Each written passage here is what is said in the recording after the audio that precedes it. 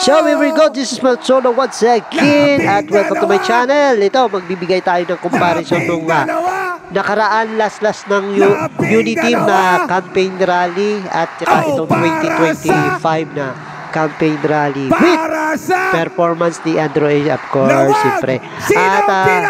At itong performance na to without Sarah at with Sarah yung Unity Team pa. Kung saan niya ba nagmumula sa performance nga ba ni Android o saan nga ba nagsisimula yung crowd ng tao sa performance nga ba ni Android o yung kasama pa nila si mismong BP Sarah natin. Okay, eto, pakinggan natin yung kanyang performance, live performance na itong 2025 at saka yung ikukumpara natin dun sa nakaraang Unity with Sarah pa. No? Ito, without Sarah muna to. Okay, here we go. Tumagilid, lumuhod, na matapos na kami sabay niya. Come on! Maingay! Say ho! Say ho! Say hey, hey, ho! Come on! Here we go! Labing dalawa! Labing dalawa! Oh! Para sa! Ito ba pinakamaingay? Ito ba pinakamaingay? Labing dalawa! Labing dalawa! Labing dalawa! Labing dalawa! Labing dalawa! Oh! Para sa! Kayo ba ang pinakamaingay? Kayo ba ang pinakamaingay? Labing dalawa! Labing dalawa! Labing dalawa! Labing dalawa! Oh! Para sa! Kayo ba ang pinakamaingay? Kayo ba ang pinakamaingay? Sabay-sabay! Labing dalawa! Labing dalawa! Labing dalawa! Labing dalawa! Oh! Para sa!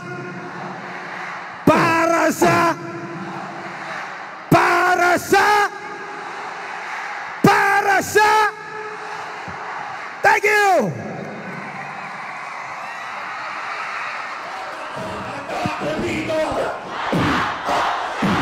So ito naman guys, yung with Sarah pa, yung Unity Team pa, yung buo pa lang.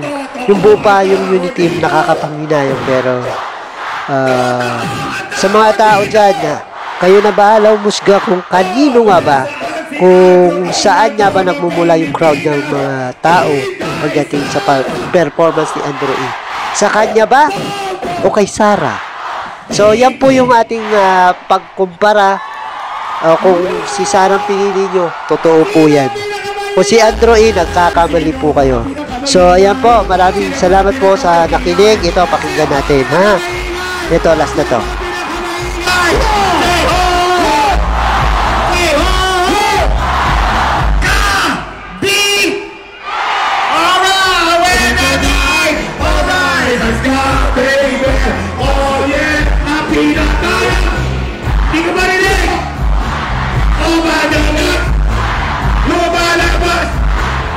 Take it to the top!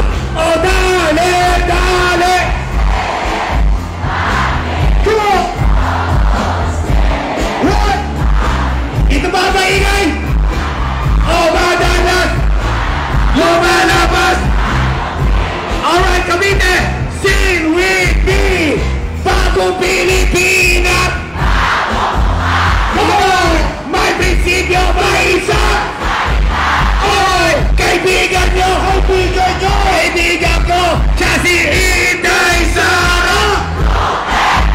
Bagong Pilipinas! Alright! May prinsipyo ba isa?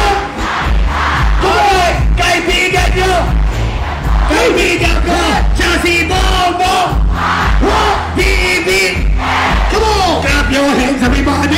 Everybody just clap your hands! Just clap your hands, everybody! Everybody just clap your hands! Say ho! Say ho! Say hey, hey, ho! Totoo dito! Totoo ang tao dito! Totoo ang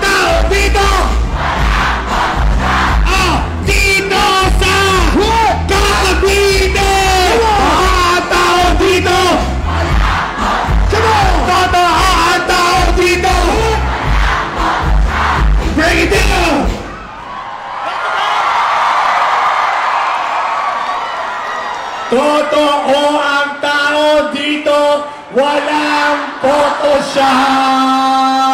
Dito sa General Trias, Cavite! Maganda kami sa iyo lahat! God bless Cavite! Thank you! Ayun na nga po guys, kayo na bahala magkumpara kung kanino nga ba nanggagaling yung crowd ng tao. Kay Inday Sara nga ba o dun sa performance ni Andrew E. Ayan po, nakita naman po natin nung buo pa yung unity team, talagang sigawan. Kahit nanonood lang ako sa screen, talagang napapaindak ako nung pag binabanggit niya yung Inday Sara eh. Pero ngayon, kahit anong-ano nila parang wala lang, dumaan lang ako. So, yun po. Sa totoo lang, mga mga Pilipino, no, para sa akin po is binabawi lang po ni Bongbong Marcos yung nawala sa kanila noon. Kaya nagagawa niya mga bagay-bagay din na ito ngayon. So, ayan po. Tapos yung kasiraan ng kanilang pangalan parang na-wash out. Noon pa, nung dumating si Sara is parang nabaliwala lang.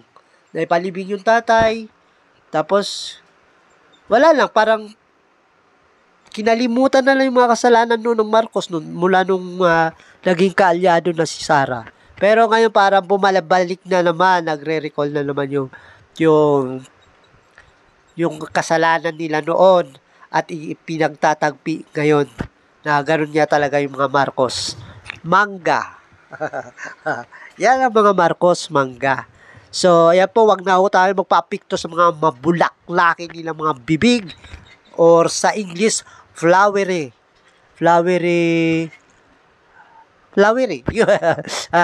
So, ayan po, kayo na po bahala, no, para sa akin. Sana iboto pa rin natin yung PDP. Solid po solid straight solid, ano ba? PDP laban. So, yun po. Kailangan na po natin na kung gusto niyo talaga umasenso yung Pilipinas, PDP po. Mga bago po, walang bahid. Yung talaga yung walang bahid ng korupsyon. Unlike dun, ako na maninira ng iba, no? Unlike dun sa kabilang alyansa, wala talagang bahid ng korupsyon yun at saka napakagagaling po ng mga tao dun. Kaya, aminado naman tayo, magagaling talaga dun. Magagaling. Galing na sila sa Senado. Manggagaling na sila sa Senado at babalik na naman sa Senado. So, kayo na bahala at ano nga ba ang nagawa nung kabila? Ikumpara mo sa ngayon dito sa tatakbong mga senador. So, yun po, PDP solid straight. PDP, lalo-lalo si Rodante Marcoleta.